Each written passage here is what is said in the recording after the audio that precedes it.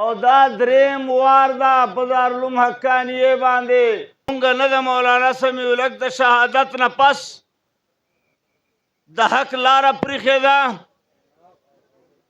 نه مو د مولانا حامد الحق حقاني د شهادت نه پس د حق ملګرتیا پرېښې ده، او نه به انشاءالله د شیخ محمد ادریس د شهادت نه پس د حق لاره پرېږدو. انشاءالله مونږ به په دې لاره باندې قایم یو. مونږ به دغه مشن او دغه نظریې پرچار کوو.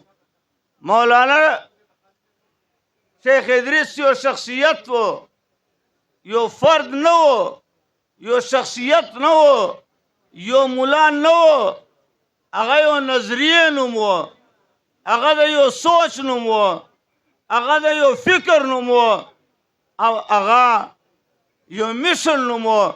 او انشاءالله نن به تاسو ما سره دا عهد کوئ چې مونږ به د هغې نظریې پرچار کوو. انشاءالله مونږ به د هغه په مشن باندې ځو، مونږ به د هغه په نظریه باندې ځو، مونږ به د هغه سوچ خپلوو، مونږ به د هغه فکر خپلوو، او مونږ به خپل جدوجهد جاري ساتو.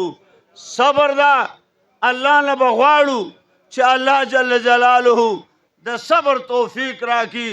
خو مختصره خبره کوم مولانا طاهمید جان صاحب چې هغه طاهمید الله صاحب کله چې شیخ الحدیث حضرت مولانا عبدالحق صاحب رحمهم الله تعالی دنیا نه رخصت شو، نو ټوله دنیا راغله، بادشاهان راله، ممبران راله، تعزیتونه یې وکړلو، خطونه راله. هغه زمانه د خطونو وه.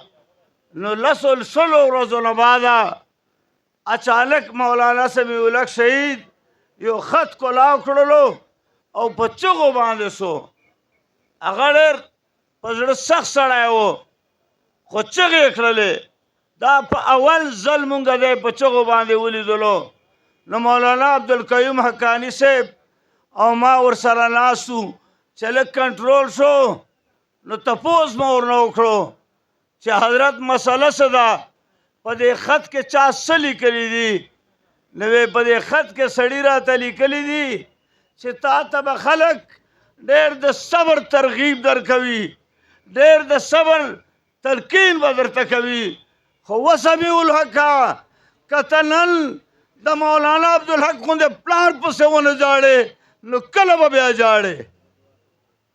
نو دا زمونږ نن دومره لوی حادثه ده چې که نن مونږ شیخ ادریس باندې د خفقان اظهار نه کوو، جړاګانې نه کوو، نو چا باندې به یې کوو؟ کله به یې کوو؟ خو به هر حال د ستاسو یوه یوه اوښه دا به الله نه ضایع کوي. دا به انشاءالله دا ظالمان انجام ته رسوي. او دا یوه یوه اوښه چې چا په تهجدو کې غورځولې ده، په لمنځونو کې توی کړې ده، په مجموع کې توی کړې ده، انشاءالله دا یوه یوه اوښه به هغوی دپاره ایټم بم ثابتېږي. انشاءالله الله دې د حضرت شیخ قبر منوره معطر کی، او جامع دارالعلوم حقانیه او د جامع نعمانیه دې الله ناصر او مددگار او نگهبان شي. واخر صاحب رحمت الله علیه متعلقینو ما سره تعزیت وکړلو. ټوله دنیا د هغوی په دې فراق باندې